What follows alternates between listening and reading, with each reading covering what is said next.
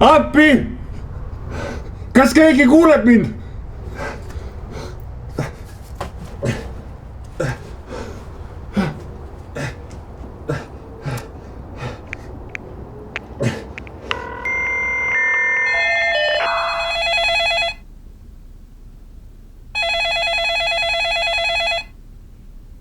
Aga mis siis, kui keegi enam ei vasta?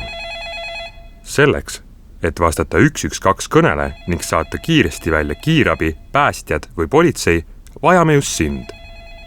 Tule õpi Sisekaitseakadeemias päästekorraldajaks.